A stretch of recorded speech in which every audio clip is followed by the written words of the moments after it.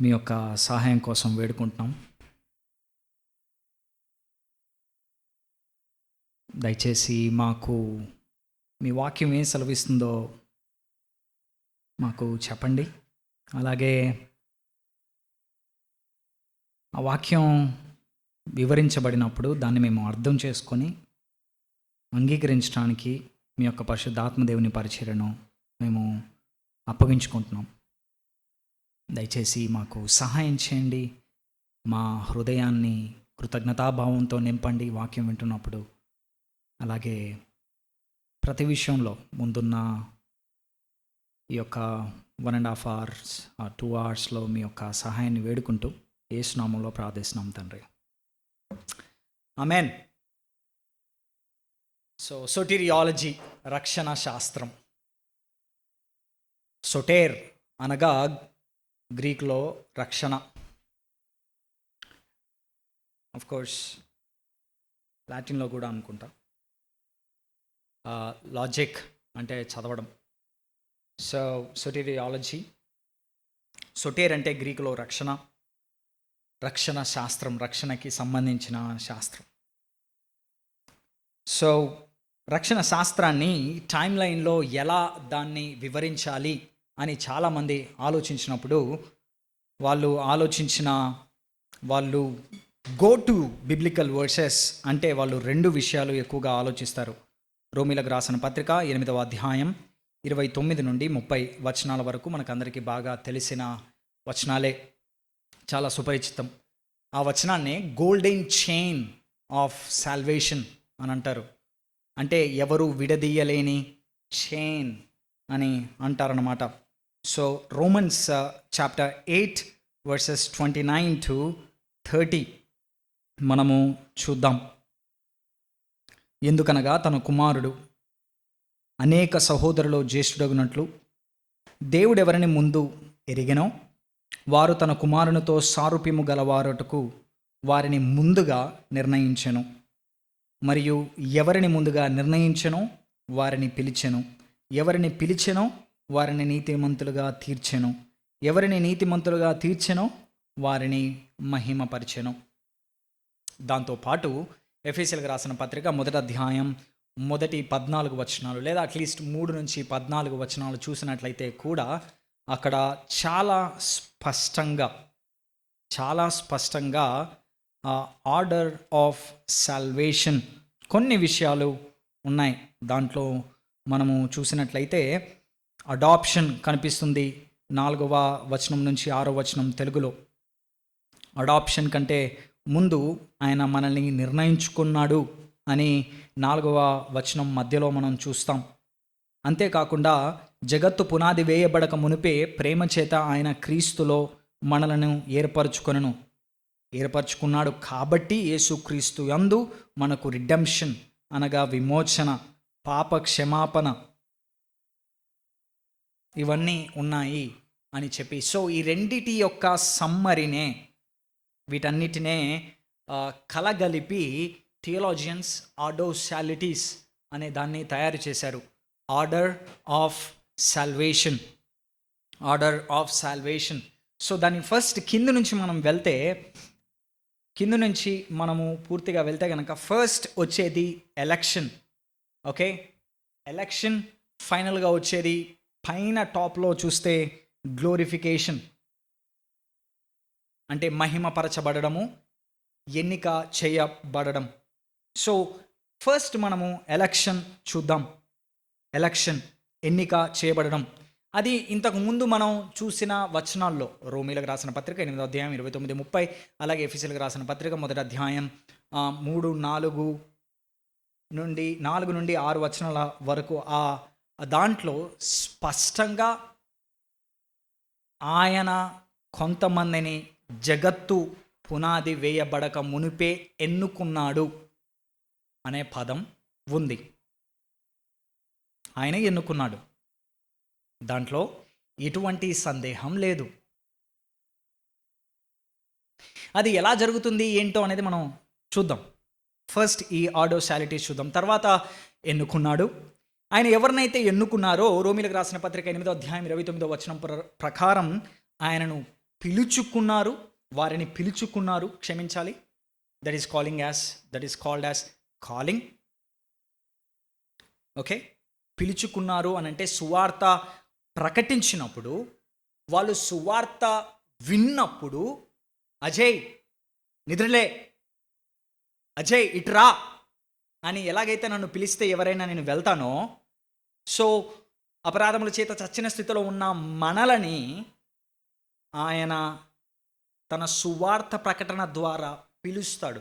అందుకే పిలుపు అనే పదం చాలాసార్లు, కాలింగ్ అనే పదం ఈ రోజుల్లో తెలుగు సంఘాల్లో ఉపయోగించినట్టుగా సువార్త పరిచర్య పిలుపుకు అని కాదు, కానీ బైబిల్లో ఎక్కువగా రక్షణ పిలుపుకు అన్నట్టుగానే ఉంది. ఓకే, దెన్ తర్వాత రీజనరేషన్ అనగా తిరిగి జన్మింపజేయబడడం. సో ఎప్పుడైతే మనం సువార్త వింటామో ఆ సువార్త మన హృదయంలో కార్యం చేస్తుంది, అప్పుడు మనము పైనుంచి జీవింపజేయబడతాము. ఈ మాట ఎక్కడ వాడాడో యేసుక్రీస్తు వారు గుర్తుకొచ్చిందా? నికోదేముతో మాట్లాడతాడు కదా యోహాను సువార్తలో, రైట్? సో మనము తిరిగి జన్మింపజేయబడతాము. ఆ తర్వాత కన్వర్షన్ అనగా మనము మారు మనస్సు పొందుతాము. ఎప్పుడైతే మనము పిలువబడి అనగా సువార్త చేత మనము పిలువబడినప్పుడు మన హృదయము తిరిగి జన్మింపజేయబడి తర్వాత మనము మారు మనస్సు పొందుతాము. ఎప్పుడైతే మనము మారు మనస్సు పొందుతామో అదే సమయంలో, అనగా మారు మనస్సు అనగానే మన పాపముల కోసం పశ్చాత్తాపడతాము. సో కాలింగ్ అనగా పిలవబడము, తిరిగి జన్మింపజేయబడము, మారు మనస్సు పొందడము, పశ్చాత్తాపడము, విశ్వసించడము, ఇవన్నీ ఒకే టైంలో జరిగే పనులు. ఓకే, ఇవన్నీ ఒకేసారి జరిగే పనులు. ఆ తరువాత ఎప్పుడైతే మనము విశ్వసించామో, ఎప్పుడైతే మనము మారు మనసు పొందామో, దేవుడు మనల్ని నీతిమంతులుగా ప్రకటిస్తాడు. జస్టిఫికేషన్ అని అన్నారు. ఎప్పుడైతే నువ్వు నేను సువార్తను విశ్వసించి యేసుక్రీస్తు వారు సిలువలో చేసిన త్యాగాన్ని మనం నమ్మి విశ్వసించి ఆయన వైపు తిరుగుతామో, ప్రభువా నీవు తప్ప నాకు ఇంకెవరూ లేరు, నా పాపములను క్షమించండి అని ఎప్పుడైతే ఆయనను నమ్ముతామో, ఆయనను విశ్వసిస్తామో, అప్పుడు మనము నీతిమంతులుగా తీర్పు తీర్చబడతాము. నీతిమంతులుగా తీర్చిన తరువాత అనగా మనల్ని చూసినప్పుడు తండ్రి అయిన దేవుడు క్రీస్తును చూసినట్టుగా చూస్తాడు. తీర్చిన తరువాత మనల్ని దత్తపుత్రులుగా స్వీకరిస్తాడు. నీతిమంతులుగా తీర్చక ముందు కాదు. చాలా జాగ్రత్తగా ఇది. నీతిమంతులుగా తీర్చిన తరువాత మనల్ని తండ్రి తన పుత్రుడిగా స్వీకరిస్తాడు. స్వీకరించిన తరువాత అది మనం ఎఫెసీయులకు రాసిన పత్రిక 1వ అధ్యాయంలో మనము చూస్తాము. ఆయన కుమారులుగా స్వీకరించేందుకు 4 నుంచి 6 వచనం మధ్యలో ఉంటుంది అది. ఎప్పుడైతే మనము ఆయన కుమారులుగా పిలవబడ్డామో అప్పుడే మన శాంక్టిఫికేషన్ స్టార్ట్ అయింది. అనగా పవిత్రీకరణ లేదా పరిశుద్ధత, శాంక్టిఫికేషన్. ఇది not only positional but also progressive. అంటే శాంక్టిఫికేషన్ మనము ఎప్పుడైతే రక్షించబడ్డామో అప్పుడు క్రీస్తును ఎలాగైతే తండ్రి చూస్తాడో మనల్ని కూడా అలాగే చూస్తాడు. సో క్రీస్తుకు ఉన్న పరిశుద్ధత మనకు ఉంది. అందుకే మనము సెయింట్స్ అని పిలిపించుకోవచ్చు అని ఎఫెసీయులకు రాసిన పత్రిక సంబంధించిన వివరణాత్మక ప్రసంగాల్లో మనం విన్నాం. Because we are positionally sanctified.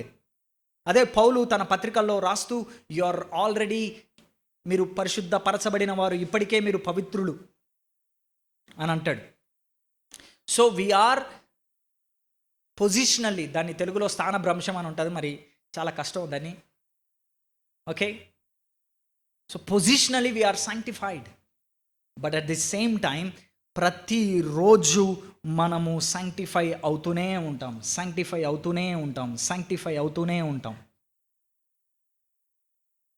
ఎప్పటి వరకు అంటే గ్లోరిఫికేషన్ చేరేంత వరకు.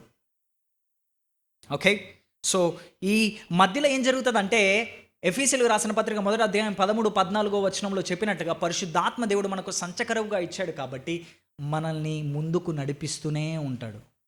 మధ్యలో మనం తప్పిపోం. ఆయన కృపలో మనల్ని ముందుకు తీసుకువెళ్తూనే ఉంటాడు. మనం పాపం చేసినప్పుడు మన హృదయాన్ని ఒప్పింపజేసి మరలా సిలువ వైపు మనల్ని మరలేలా చేస్తాడు.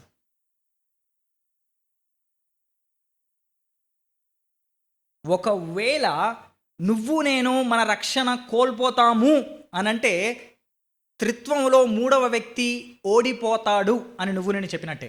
ఎందుకు? తుచ్, నీకు ఇస్తున్న గ్యారంటీని నేను, అడ్వాన్స్ని నేను మళ్ళీ రిటర్న్ తీసుకుంటున్నాను అని చెప్పినట్టే. అనగా ఏదైతే పరిశుద్ధాత్మ దేవునితో మనల్ని ముద్రించాడో ఆ ముద్రను ఆయనే తీసేసినట్టే.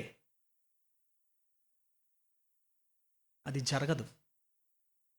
అది ఆయన కృపలో మనల్ని ఆయన ఎన్నుకున్నాడు కాబట్టి మనల్ని పరిశుద్ధులను పదిలపరుస్తాడు, ముందుకు కొనసాగిస్తాడు. అండ్ అల్టిమేట్గా ఆఖరిగా ఆయన దగ్గరికి మనము వెళ్ళినప్పుడు ఆయనలా మార్చబడతాము. దానినే మహిమ ప్రవేశం, మహిమపరచబడడం. రైట్ రైట్ చూసారా? అవన్నీ కొన్ని ఎలక్షన్ భూమి పునాది వేయబడక మునిపే, అంతేనా? ఎన్నిక ఆయన ఎప్పుడు చేసుకున్నాడు మనల్ని? స్క్రిప్చర్ చాలా స్పష్టంగా చెప్తుంది, జగత్తు పునాది వేయబడక మునిపే. సో ఈ ప్రస్తుతం ఉన్న ఈ రోజుల్లో జరిగేది ఏంటంటే, లేదా ఒక్కసారే జరిగింది ఏంటంటే పిలవడం అనగా సువార్త వినడం, తిరిగి జన్మింప చేయబడడం, మారు మనస్సు పొందడం అనగా రిపెంట్ అయ్యి విశ్వాసం ఉంచడం, నీతిమంతులుగా తీర్చిదిద్దబడడం, తన కుమారులుగా స్వీకరించబడడం. ఇవి ఒక్కసారే ఇన్ టైంలో జరిగిపోయింది. కానీ ప్రోగ్రెసివ్గా, అఫ్కోర్స్ సైంటిఫికేషన్లో పొజిషనల్, థ్యాంక్ యూ, కానీ ప్రోగ్రెసివ్గా జరిగేది అంటే ఫ్యూచర్లో, అంటే రాబోయే రోజుల్లో, నిత్యత్వం గురించి మాట్లాడట్లేదు, రాబోయే రోజుల్లో జరిగేది ఏంటంటే సైంటిఫికేషన్, పర్సివరెన్స్, గ్లోరిఫికేషన్. అనగా పరిశుద్ధపరచబడటము, పరిశుద్ధుల పదిలత, భద్రత, అలాగే మహిమపరచబడటం. ఇది భవిష్యత్తులో జరుగుతుంది. ఇది ఆర్డర్ ఆఫ్ సాల్వేషన్, వాక్యములో ఉన్న order of salvation. All right, so ప్రస్తుతానికి మనం ఈ సొటీరియాలజీలో మనమందరం నమ్మేది, మనమందరము దేవుని కృపచేతనే రక్షించబడ్డాము, మనమందరము విశ్వాసం ద్వారానే రక్షించబడ్డాము, మనమందరము యేసుక్రీస్తును బట్టే రక్షించబడ్డాము. We are saved by grace alone, through faith alone, in Christ alone. Right? కృప ద్వారానే, విశ్వాసం వల్లనే, యేసుక్రీస్తును బట్టే. We all agree on that. మనం అందరం నమ్ముతాం. మన అర్మేనియన్ సహోదరులు, మన కాల్వినిజం సహోదరులు, మన సహోదరులు అందరూ నమ్ముతారు. కొంతమంది సహోదరులు అనగానే బొమ్మలు ఎగిరేస్తున్నారు. వద్దాం అక్కడికి.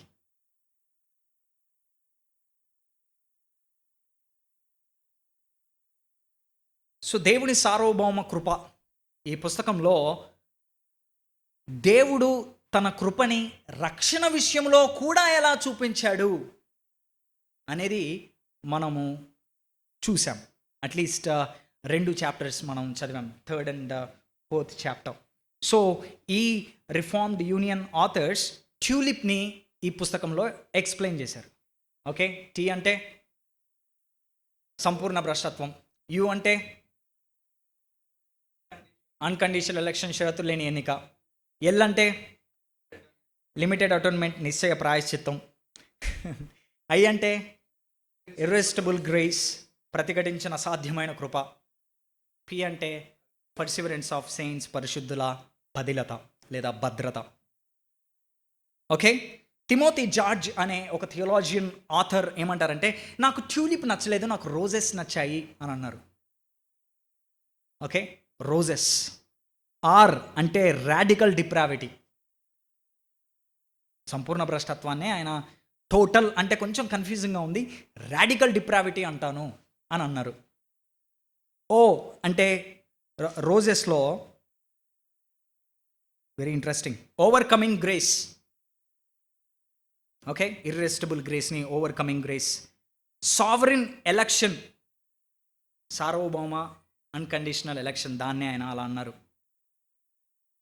ఎటర్నల్ లైఫ్ అంటే పర్సివరెన్స్ ఆఫ్ సెయింట్స్ని ఆయన ఆఖరి వరకు కాపాడతాడు, నిత్యత్వాన్ని ఇస్తాడు, ఇటర్నల్ లైఫ్ అని అన్నాడు. లిమిటెడ్ అటోన్మెంట్ని ఆయన ఏమన్నాడంటే ఇంకొక ఎస్తో సింగులర్ రిడెంప్షన్ అన్న ఖచ్చితమైన ప్రాయశ్చిత్తం. జేమ్స్ మాంట్గోమరీ బాయ్స్ ఏమన్నారంటే, లేదు నాకు ఈ యాక్రోనిమ్తో నేను అంత ఫేవరెట్ కాదు, I'm not good with it, కాబట్టి నేను ఇలా అంటాను, radical depravity, unconditional election, particular redemption, efficacious grace, persevering grace. So వాళ్ళు వేరుగా పిలిచారు, కాకపోతే మీకు వేరే ఉన్నాయి అని పరిచయం చేయాలని ఇవన్నీ చదువుతున్నాను. గ్రెగ్ ఫోస్టర్ అనే థియాలజియన్ ఏమన్నాడంటే, బాబు ఈ యాక్రోనిమ్స్తో కూడా నేను చాలా ఫేమస్ కాదు, నేను కొంచెం ఎక్స్ప్లెయిన్ చేస్తాను అని ఏమన్నాడంటే, రక్షణకు ముందు మనిషి పరిస్థితి కంప్లీట్గా పాడైపోయాడు, హోల్లీ డిఫైల్డ్. రక్షణలో తండ్రి యొక్క పాత్ర, ఆయన అన్కండిషనల్ చాయిస్ మనల్ని ఎన్నుకున్నాడు. రక్షణలో క్రీస్తు యొక్క పాత్ర, పర్సనల్ సాల్వేషన్ అనగా లిమిటెడ్ అటోన్మెంట్.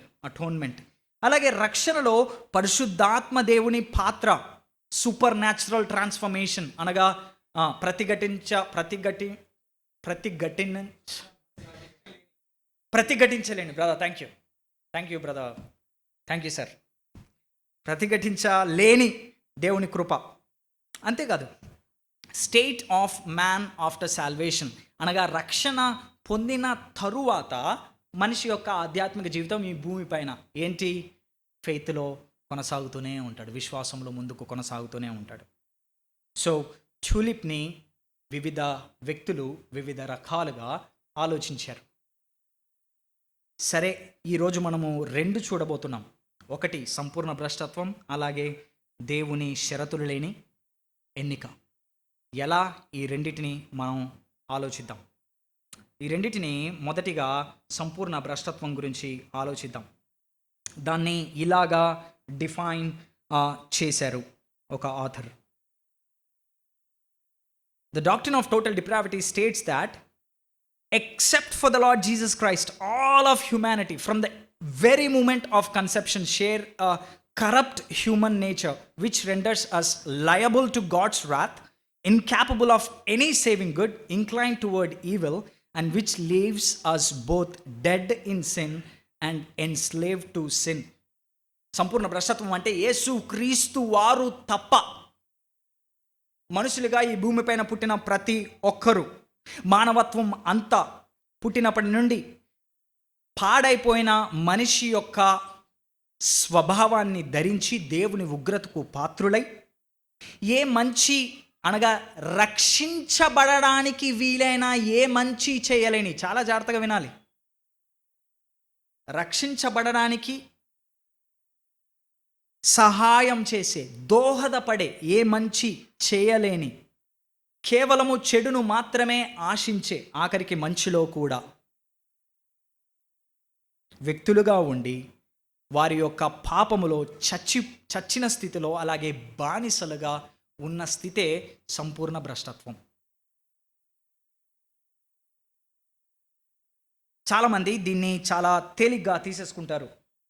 ఎందుకు అనంటే, పాపము మానవాళికి ఏం చేసిందో, మన పితరులైన ఆదిమ దంపతులు ఏం చేశారో మనకు అర్థం కావట్లేదు చాలాసార్లు. అందుకే సంపూర్ణ భ్రష్టత్వాన్ని చాలామంది పక్కకు నెట్టేస్తారు. పాత నిబంధనలో సంపూర్ణ భ్రష్టత్వం గురించి కొన్ని పదాలు, వేరు పదాలు ఇక్కడ ఉపయోగించబడ్డాయి.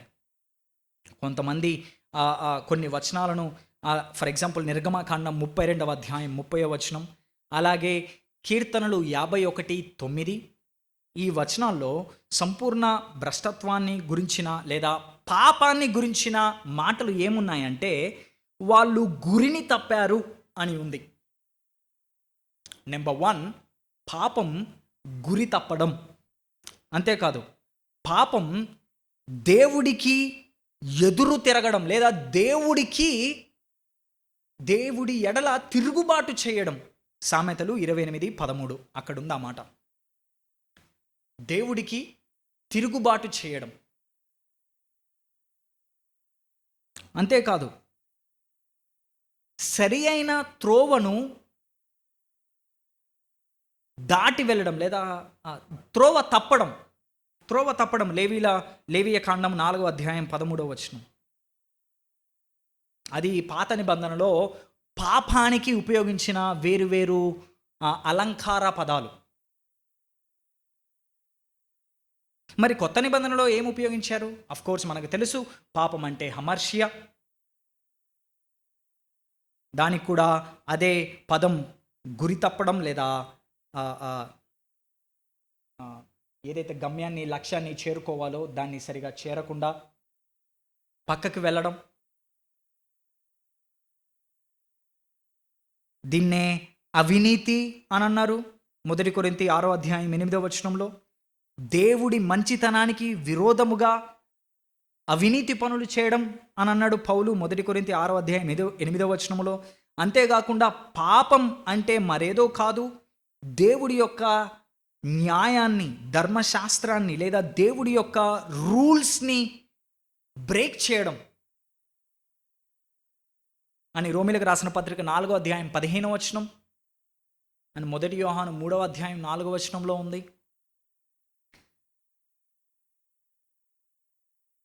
సో కొత్త నిబంధన అంతటిని లేదా బైబిల్ అంతటిని మనం సమ్మరైజ్ చేస్తే పాపం అంటే ఏంటంటే దేవుడికి ప్రప్రథమంగా దేవుడికి వ్యతిరేకంగా చేయడం, దేవుడికి విరోధంగా చేయడం, నువ్వు నాకు అవసరం లేదు అని అనడం. అది నీకు నాకు అర్థమైతే we will be humbled and we will humble enough to say, yes, I was totally depraved. By God's grace, I am saved, I am depraved now. ఎందుకంటే పాపానికి సంబంధించిన ఫలితం ఇంకా ఆ తురుపు ముక్క ఇంకా మనలో ఉంది. అప్పుడప్పుడు ఆ బయటకు వచ్చి నాట్యం ఆడుతూ ఉంటాడు మన మాటల్లో, మన చేష్టల్లో, మన ఆలోచనల్లో.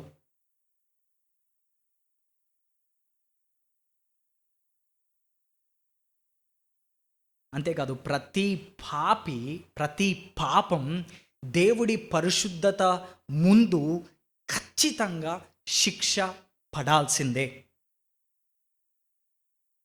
ఆయన దేవదూతలను వాళ్ళలో ఉన్న పాపాన్ని చూసి క్షమించలేదు, కానీ వారి కోసం సాతాను వాడి అనుచరుల కోసం ఆయన దేన్ని తయారు చేశాడు? నరకాన్ని తయారు చేశాడు. ఎందుకంటే he cannot bear sin. He cannot.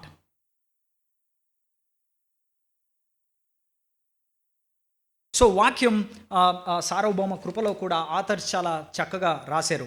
Sridhar అన్నగారు చాలా మంచి పదాలు ఆయన ఉపయోగించాడు. గ్రుడ్డితనం, వాళ్ళు వచ్చిన మెటఫోర్స్ చాలా బాగున్నాయి. యాక్చువల్లీ ఆయన గ్రుడ్డితనం అని అన్నాడు, చచ్చిపోయాడు అని అన్నారు. డిఫరెంట్ మెటఫోర్స్ ఆథర్స్ కూడా పుస్తకంలో యూజ్ చేశారు. సో సంపూర్ణ భ్రష్టత్వం అంటే ఈ విషయాన్ని మనం చాలా అర్థం చేసుకోవాలి. ఏంటో తెలుసా? సంపూర్ణ భ్రష్టత్వం అంటే ఒక వ్యక్తి ఎంతగా చెడు చేయగలడో అంతగా చెడు చేశాడు అని కాదు. మళ్ళీ చెప్తాను. It is not an idea that every human being is as bad as that person could possibly be. ఎంతగా చెడు చేయగలడో, ఎంతగా పాపాన్ని ఆనందించగలడో అన్ని పాపాలు చేసేసి అలా ఉన్న వ్యక్తి అని కాదు. అంటే ఫర్ ఎగ్జాంపుల్ సంపూర్ణ భ్రష్టత్వం కలిగిన వ్యక్తి ఎలా అంటే అందరూ అడాల్ఫ్ హిట్లర్స్లా ఉంటారని కాదు. అడాల్ఫ్ హిట్లర్కి కూడా వాళ్ళ అమ్మంటే ఇష్టమే.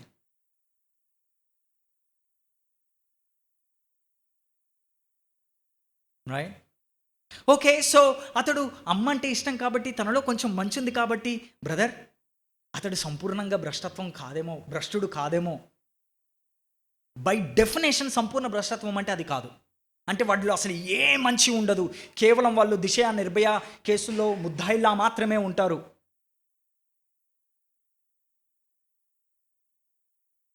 కాదు.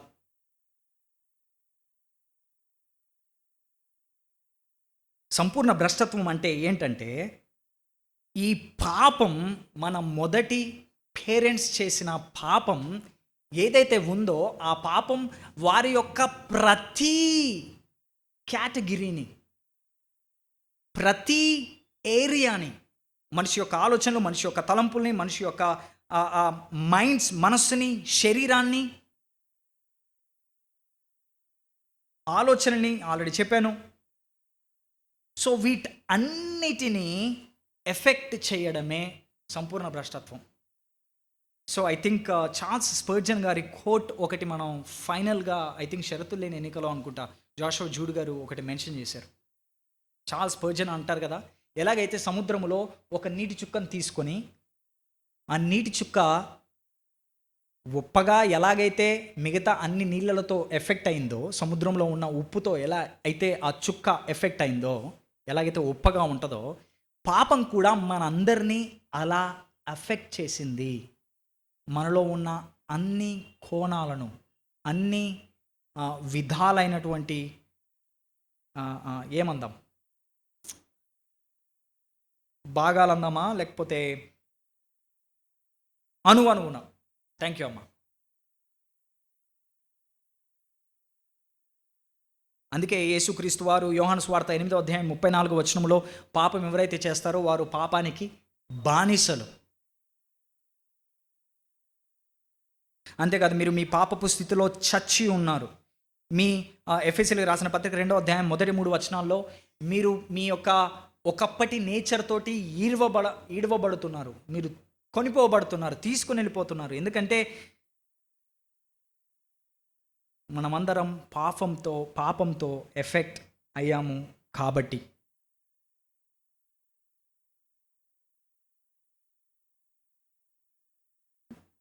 లారైన్ బోయిట్నా అనే ఒక థియోలాజియన్ హ్యూమన్ డిప్రావిటీ గురించి ఇలా అన్నాడు. దాన్ని నేను తెలుగులో ట్రాన్స్లేషన్ చేశాను with the help of Google. మనుషులు పాపంలో చనిపోయారని ప్రకటించే మానవ సంపూర్ణ భ్రష్టత్వం అంటే మనుషులందరూ సమానంగా చెడ్డవారని, జాగ్రత్తగా వినాలి, మనుషులందరూ అడాల్ఫ్ హిట్లర్స్ అని, ఏ మనిషి అయినా తనంతట తానుగా చెడ్డవాడని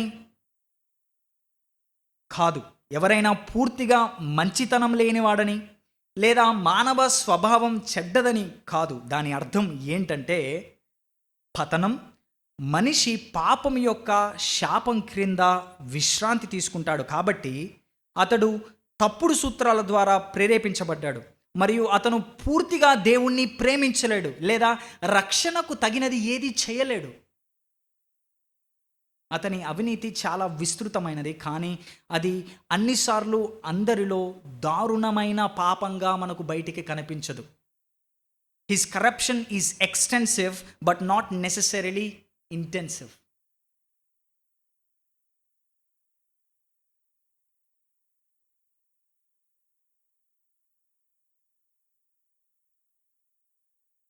ఇంతకుముందే మనం చూసాం ఈ టోటల్ డిప్రావిటీ అంటే ఏంటంటే పాపం చేసినప్పుడు ఆ పాపం మన శరీరాలని ఎఫెక్ట్ చేసింది, అందుకే మనం చనిపోతున్నాం.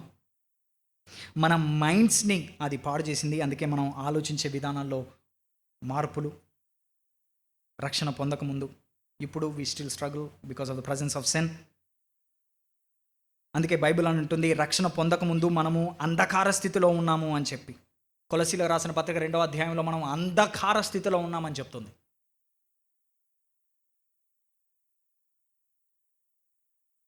అంతేకాదు దేవుడెవరో మనకు అనవసరం, దేవుడికి సంబంధించిన విషయాలను మనం ఆలోచించం. ఇన్ఫ్యాక్ట్ రక్షణకు సంబంధించిన విషయాలను గురించి కూడా మనం తప్పుగా అర్థం చేసుకుంటాం. యాజ్ ఇఫ్ దేవుడు మనకేదో బాకీ ఉన్నట్టుగా ఆలోచిస్తాం.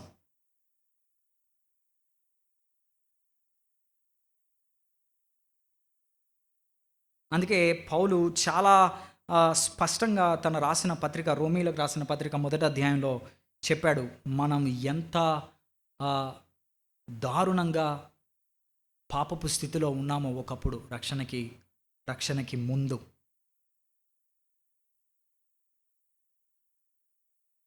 అందుకే 1 కొరింథీ 2వ అధ్యాయంలో ఈ మాట ఉంటుంది. 1 కొరింథీ 2వ అధ్యాయం 14వ వచనం ఒకసారి తీద్దామా? 1 కొరింథీ 2వ అధ్యాయము 14వ వచనం.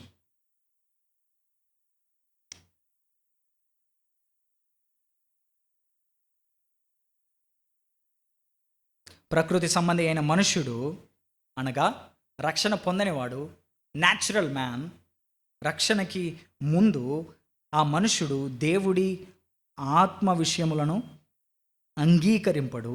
అవి అతనికి వెర్రితనముగా ఉన్నవి. అవి ఆత్మానుభవం చేత వివేచింపదగును గనుక అతడు వాటిని గ్రహింపజాలడు.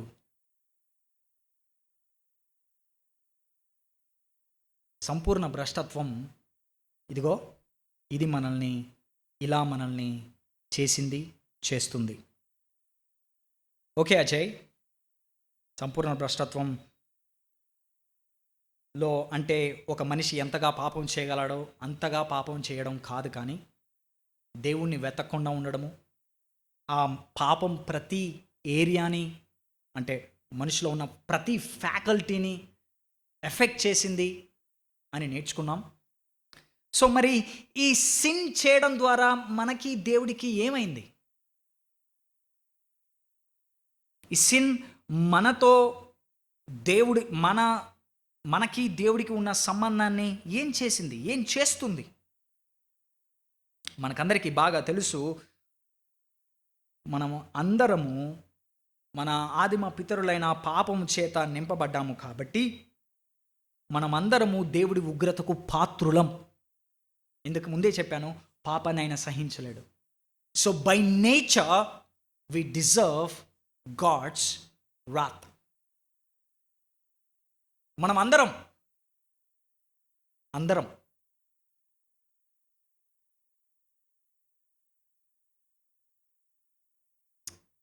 నెంబర్ టూ మనకందరిలోకి ఈ పాపము ఇంప్యూటెడ్ అంటే ఆస్తిగా వచ్చేసింది, వారసత్వంగా వచ్చేసింది. కాబట్టి మనిషి నార్మల్గానే దేవుడికి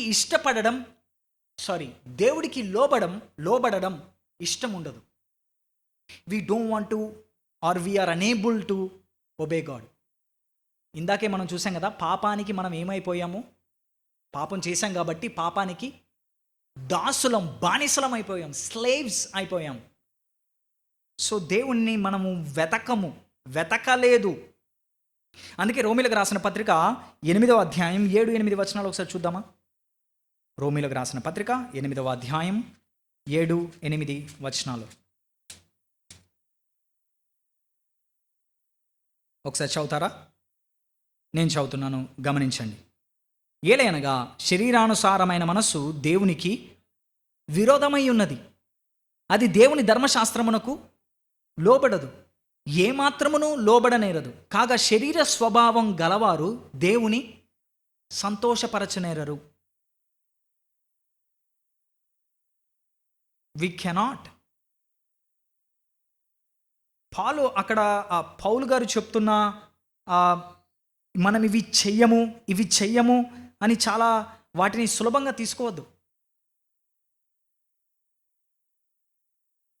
లోబడనేరదు, ధర్మశాస్త్రానికి లోబడదు, దేవునికి లోబడదు, దేవుణ్ణి సంతోషపరచదు, దేవునికి విరోధమై ఉన్నది. అది మన హృదయం. రక్షణ పొందక ముందు సంపూర్ణ భ్రష్టత్వమైన హృదయం. సో నెంబర్ 1, దేవుడి ఉగ్రతకు పాత్రులం. నెంబర్ 2, దేవుడికి లోబడదు. నెంబర్ 3, మనము కంప్లీట్గా టోటల్గా దేవునికి విరోధంగా ఉన్నాం, అంటే దేవునికి శత్రులమై ఉన్నాం. రోమీలకు రాసిన పత్రిక 3వ అధ్యాయం 9 నుంచి 11 వచనాలు. 9 నుండి లేదా 10 నుండి 10-11 ఇందును గూర్చి వ్రాయబడినది ఏమనగా, నీతిమంతుడు లేడు, ఒక్కడునూ లేడు, గ్రహించువాడెవడనూ లేడు, దేవుని వెదకువాడెవడనూ లేడు. అంతేగాక 18వ వచనం, వారి కన్నుల ఎదుట దేవుని భయము లేదు. అండ్ ఇన్ఫ్యాక్ట్ ఆ 12, 13, 14 వచనాలు చూడండి, అసలు వారి అన్ని ఫ్యాకల్టీ కూడా ఎలాగా పాపముతో నింపబడ్డాయో. మేలు చేయువాడు లేడు, ఒక్కడునూ లేడు. అంటే నిజంగా ఒక్కడు కూడా లేడా? మేలు చేస్తున్నారు, కానీ ఆ మేలు దేవుడి స్టాండర్డ్తో మేలు కాదు. రక్షించబడడానికి అది మేలు కాదు. అందుకే ఎవరో అన్నారు, we need to repent about even our good works.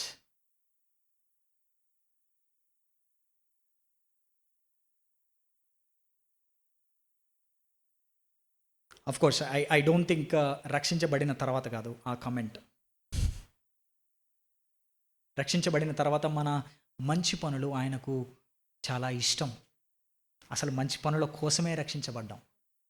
Okay, మనం చాలాసార్లు మన నీతి క్రియలు మురికి గుడ్డలు అని తప్పుగా అర్థం చేసుకుంటాం. అది రక్షణ పొందక ముందు. రక్షణ పొందిన తర్వాత మన నీతి క్రియలు చాలా ఆయనకు ఇష్టం. ఎందుకంటే we are saved by the good work of Christ, we are saved for good works. ఎఫెసీయులకు రాసిన పత్రిక 2వ అధ్యాయం 10వ వచనం. ఓకే, చాలా జాగ్రత్త. జాన్ పైపర్ గారు దానిపైన రీసెంట్గా ఒక పాడ్కాస్ట్ చేశారు. Your good works are not filthy rags. వినండి, రీసెంట్గా చేశారు ఆయన. ఓకే, సో దేవుడికి విరోధంగా ఉన్నాం. అంతేకాదు, 4వది, మనము దేవుడికి విరోధంగా ఉన్నాం కాబట్టి మనం చేసే ప్రతి పని కూడా పాపం, సంపూర్ణ భ్రష్టత్వంలో. In or total rebellion everything that we do is sin. ఎందుకంటే మన అణువు, ఇందాక చెల్లాను కదా, మన కోర్ పాపంతో నింపబడి ఉంది కాబట్టి ఒకప్పుడు. అందుకే మార్కు సువార్త 7వ అధ్యాయం 21వ వచనంలో, పాపం బయట నుంచి ఎక్కడో కాదు, పాపం నీ హృదయంలో నుంచే వస్తుంది, నీలో నుండే వస్తుంది. ఇంతకుముందే ఆల్రెడీ నేను చెప్పాను, దేవుడికి వ్యతిరేకంగా మనము పాపం చేశాం కాబట్టి మనం ఆయన శత్రువులం, ఆయన ఉగ్రతకు పాత్రులం. అందుకే రోమీలకు రాసిన పత్రిక 5వ అధ్యాయంలో, మీరు ఇంకా శత్రువులై ఉండగానే యేసుక్రీస్తు మీ కొరకు చనిపోయాను.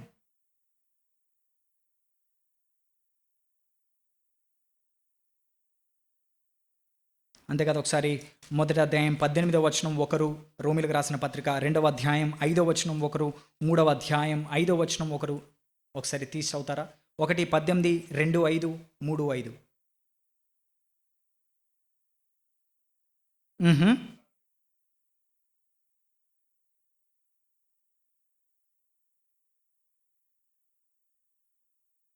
దేవుని కోపము, wrath of God is revealed from heaven. దేవుడి ఉగ్రత వాళ్ళపైన చూపిస్తాడు పాపానికి. ఓకే, 2:5, నీ కాఠిన్యమును మార్పు పొందని నీ హృదయమును అనుసరించి ఉగ్రత దినమందు, అనగా దేవుని న్యాయమైన తీర్పు బయలుపరచబడి దినమందు నీకు నీవే ఉగ్రతను సమకూర్చుకొనుచున్నావు. You are storing up God's wrath by your sinful deeds. ఎవరైతే సంపూర్ణ భ్రష్టత్వంలో ఉన్నారో వాళ్ళు, యు ఆర్ స్టోరింగ్ అప్. అంతేకాదు, 3వ అధ్యాయం 5వ వచనం, మన దుర్నీతి దేవుని నీతికి ప్రసిద్ధి కలుగజేసిన ఎడల ఏమందము? ఉగ్రతను చూపించు దేవుడు అన్యాయస్తుడగునా? అట్లనరాదు. 6వ వచనం, అట్లనరాదు. సో బ్రదర్స్ అండ్ సిస్టర్స్, సంపూర్ణ భ్రష్టత్వంలో ఉన్న హృదయం కేవలం దేవుణ్ణి విధేయత చూపకుండా దేవుడికి శత్రుత్వం కలిగి పాపమును చేస్తూ మాత్రమే ఉండదు, కానీ దేవుడికి శత్రుత్వం కలిగి దేవుడి ఉగ్రతకు పాత్రులుగా ఆ హృదయం తనను తానే తయారు చేసుకుంటుంది, లేదా ఉంది. దేవుడి ఉగ్రతను స్టోర్ చేసుకుంటుంది. కొంతమంది ఏమంటారంటే,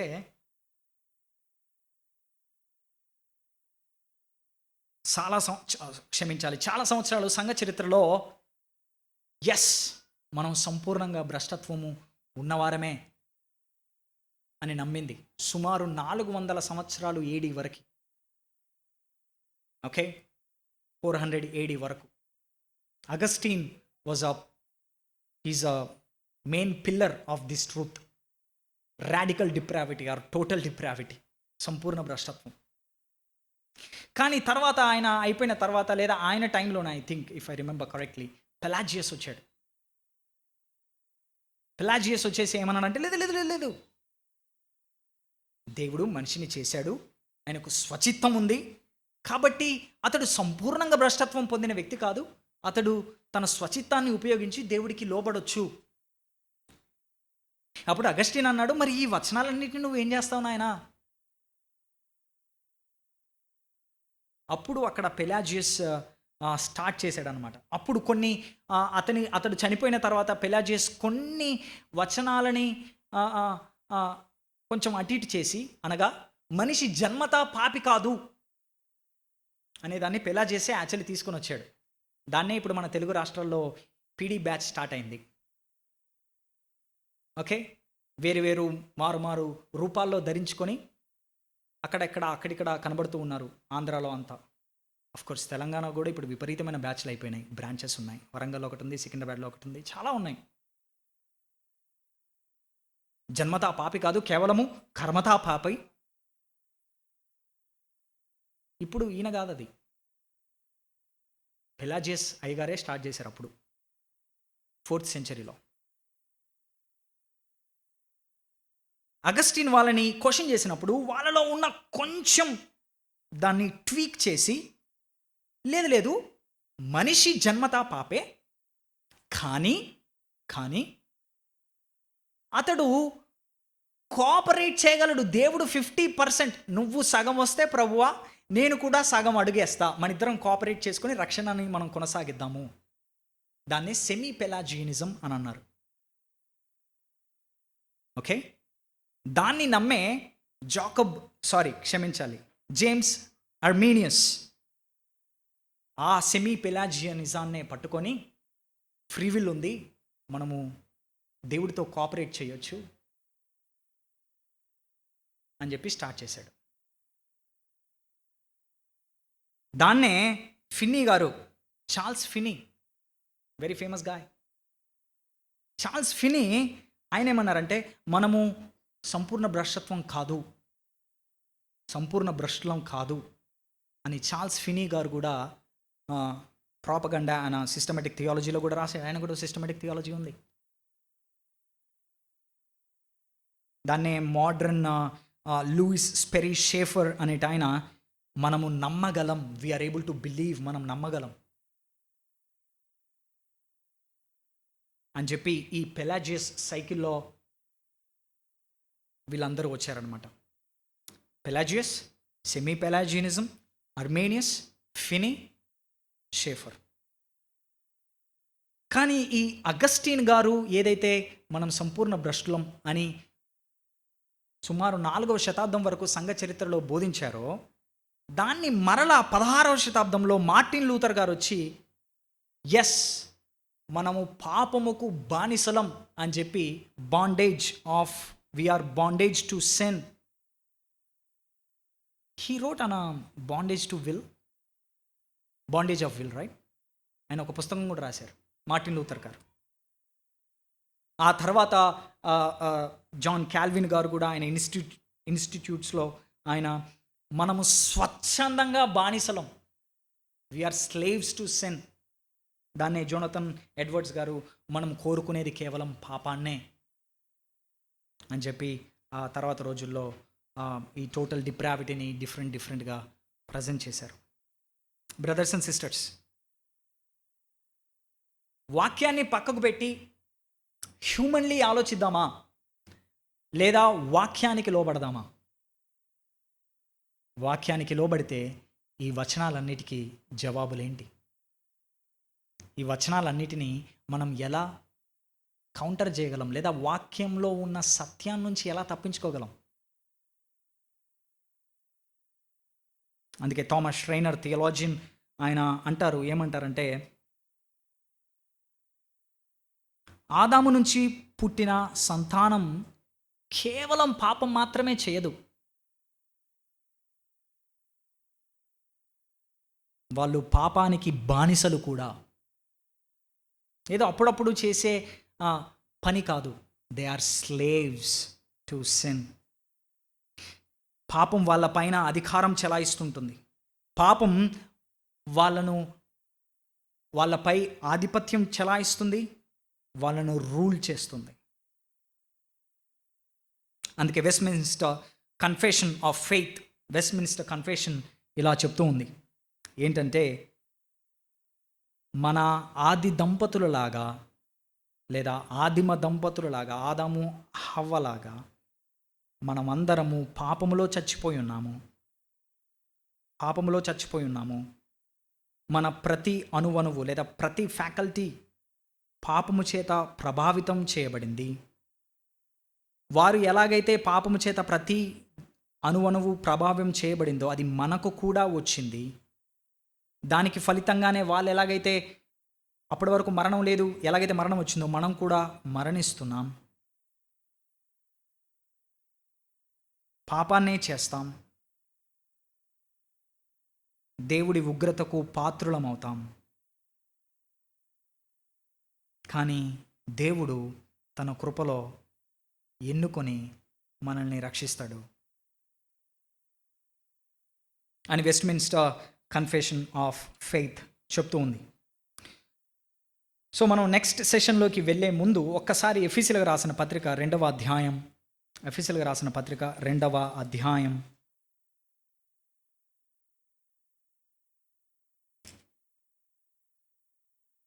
మొదటి 3 వచనాలు చదువుకుందాం. అందరం కలిసి చదువుదాం. ఎఫెసీయులకు రాసిన పత్రిక 2వ అధ్యాయం మొదటి 3 వచనాలు. మీ అపరాధముల చేతను పాపముల చేతను మీరు చచ్చిన వారై ఉండగా ఆయన మిమ్మును క్రీస్తుతో కూడా బ్రతికించెను. మీరు వాటిని చేయుచు వాయుమండల సంబంధమైన అధిపతిని అనగా అవిధేయులైన వారిని ఇప్పుడు ప్రేరేపించు శక్తికి అధిపతిని అనుసరించి ఈ ప్రపంచ ధర్మము చొప్పున మునుపు ఒకప్పుడు నడుచుకుంటిరి. వారితో కలిసి మనమందరమును శరీరము యొక్కయు మనస్సు యొక్కయు కోరికలను నెరవేర్చుకొనుచు మన శరీరాశలను అనుసరించి మునుపు ఒకప్పుడు ప్రవర్తించుచు కడమవారి వలనే స్వభావ సిద్ధముగా దైవోగ్రతకు పాత్రులమై ఉంటిమి. చచ్చాము, నడుచుకున్నాము, ప్రవర్తించాము, దేవుని ఉగ్రతకు పాత్రులమై ఉన్నాము. వాడి బాకం గారు అంటారు, స్కిట్లేస్తూ ఉంటారు. నేను కూడా ఒకప్పుడు ఆ స్కిట్ వేసేవాడిని. చెరువులో పడి ఒకడు మునిగిపోతున్నాడు. గట్టుపైన ఒక ఆయన వచ్చి, ఫ్రెండ్ అరే రారా దోస్త్ మేరా దోస్త్ దా అంటున్నాడు. ఇంకొక ఆయన వచ్చాడు, రే ఆకాలు ఈ అన్ని మొత్తం ఊపు ఒకేసారి కలిపి బయటకు వచ్చాయి, ఈత కొట్టు అని అంటున్నాడు. ఇంకో ఆయన అంటున్నాడు, తాడి సిరేసి పట్టుకో అంటున్నాడు. చచ్చిపోయినాడు పట్టుకోడు. He's dead. He's totally dead, వాక్యం ప్రకారం.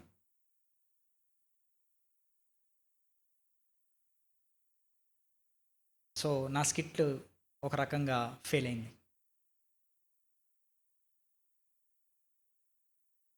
వాణ్ణి బయటికి లాగాలంటే ఫస్ట్ వాణ్ణి బతికించి బయటికి లాగాలి.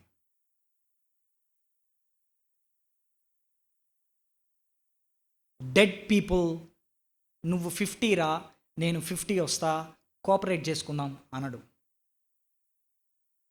He's dead in his sin.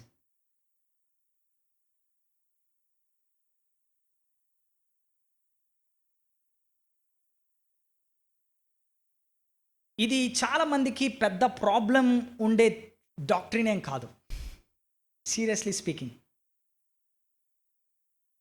Total depravity is not a huge thing for many of us. Next వస్తుంది చూసారు, అది that's a biggest stumbling block. So total depravity గురించి నా టాక్ అయిపోయింది. ఏమైనా ప్రశ్నలు ఉన్నాయా? Very good question. చాలామంది మనం అనుకునే లేదా మిస్అండర్స్టాండ్ చేసుకునే క్వశ్చన్ అదొకటి. ఏ మంచి చేయలేడా అని అంటే, హీఈస్ ఇన్ ఇమాగో డెయి, దేవుని స్వరూపంలో ఉన్నాడు. He or she, they are in the image of God. కానీ మార్డ్ లేదా డిస్టార్టెడ్ ఇమేజ్ ఆఫ్ గాడ్లో ఉన్నారు, అనగా పాడైపోయిన దేవుని స్వరూపంలో ఉన్నాడు. సో దేవుని సాధారణ కృపను బట్టి, which is also called as common grace, general grace, natural grace, దాన్ని బట్టి కొన్ని మంచి పనులు ఖచ్చితంగా చేస్తాడు, చేయగలడు. కానీ ఆ మంచి పనులు కూడా అతన్ని రక్షించలేవు. ఆ మంచి పనులు కూడా దేవుడి స్టాండర్డ్తో పోలిస్తే ఆ మంచి పనుల వెనుక కూడా ఏదో ఒక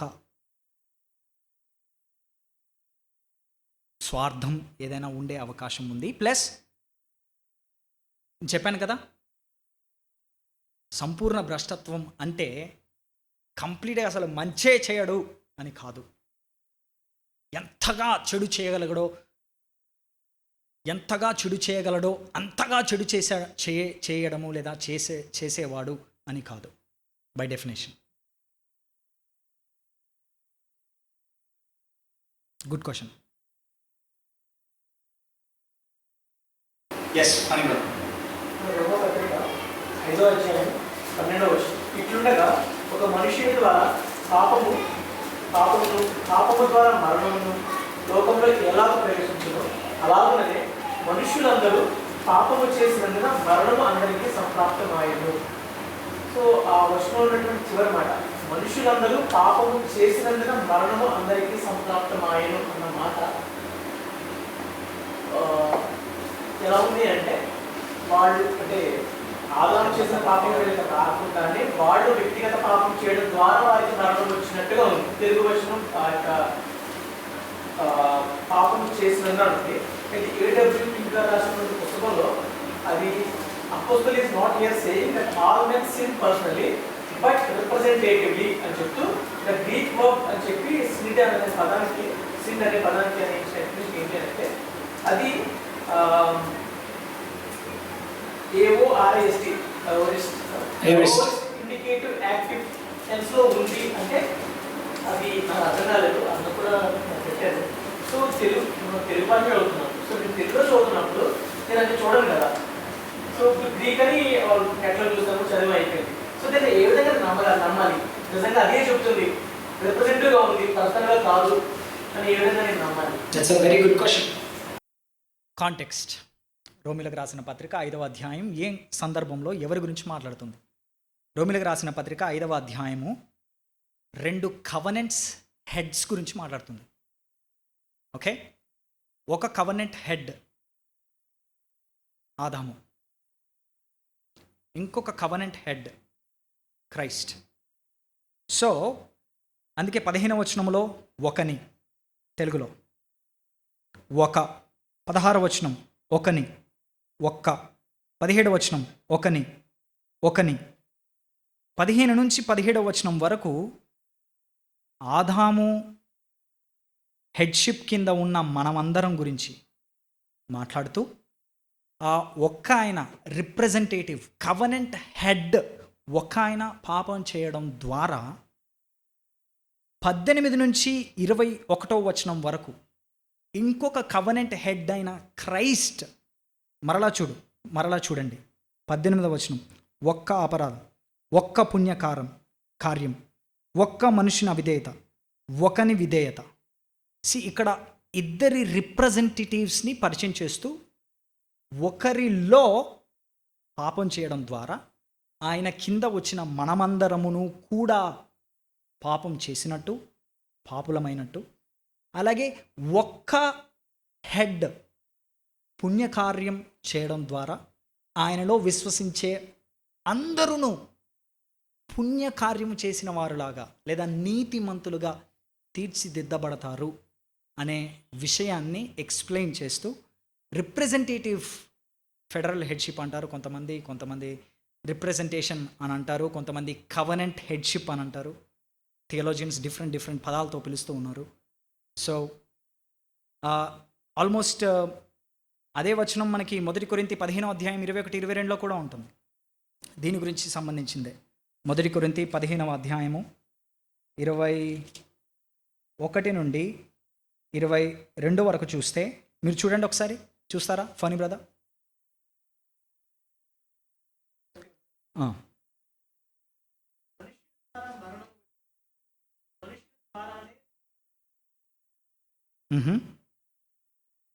22.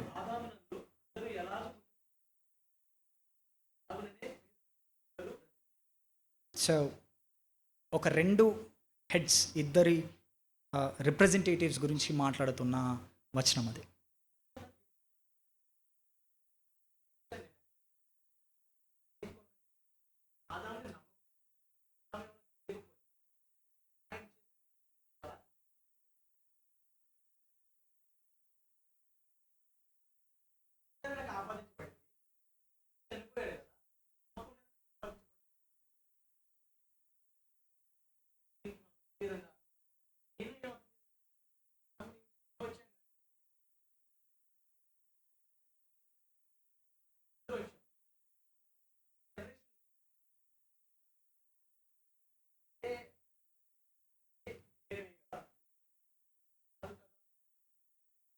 మంచిగా ఆలోచించారు, చక్కగానే ఆలోచించారు.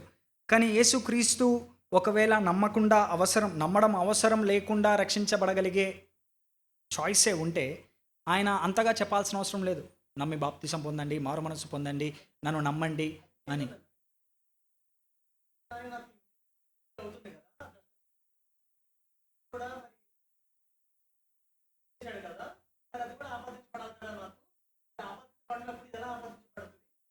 కానీ వాక్యంలో ఉంది కదా, నమ్మి రక్షించబడినవారు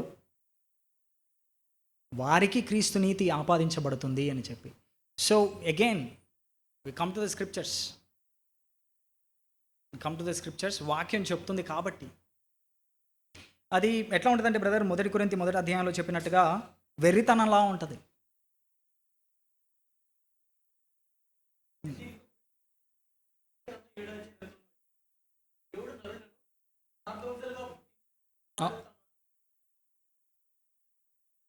అవును,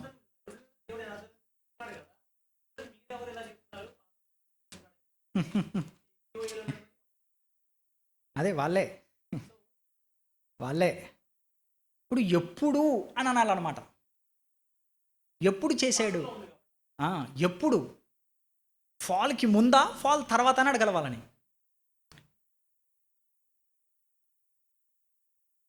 ఓకే, దేవుడు నరులను యథార్థవంతులుగా పుట్టించను కానీ వారు వివిధమైన తంత్రములు నాకు తెలిసి ఈ వచనము ఒరిజినల్ సిన్ని క్యాన్సిల్ చేసేయడానికి వాడుకునే ఒక వచనం అని. కాకపోతే మనం అడగాల్సింది ఏంటంటే, ఎప్పుడు వాళ్ళ గురించి మాట్లాడుతుంది? Is it before fall, after fall?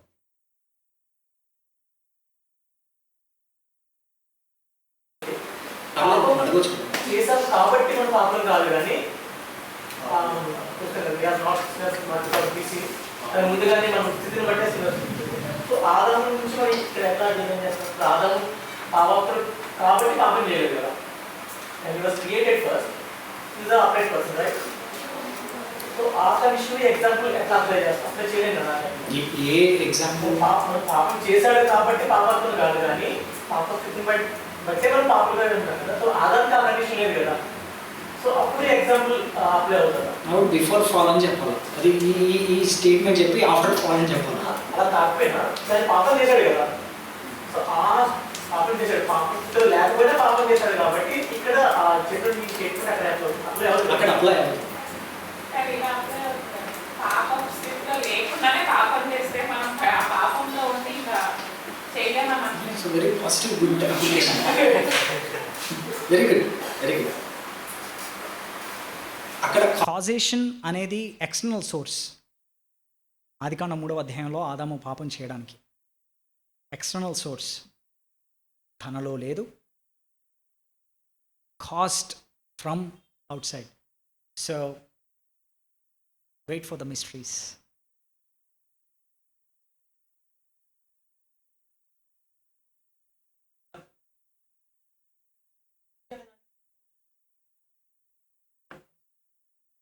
ఎక్కడ చెప్తారా ఒకసారి?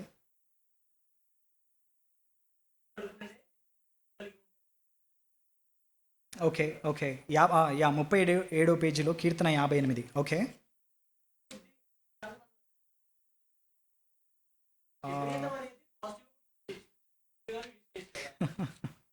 ఒక్క నిమిషం. రైట్ రైట్ రైట్ చూద్దాం ఒక్కసారి దానికి సంబంధించిన ఇంగ్లీష్.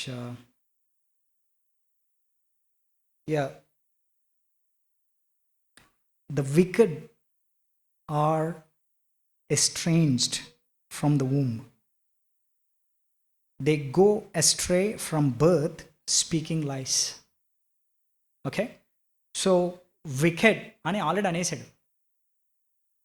అండ్ ఆల్సో దానికి ప్యారలల్గా కింద వచనంలో వాళ్ళు పుట్టినప్పటి నుండే అబద్ధములు ఆడుతున్నారు.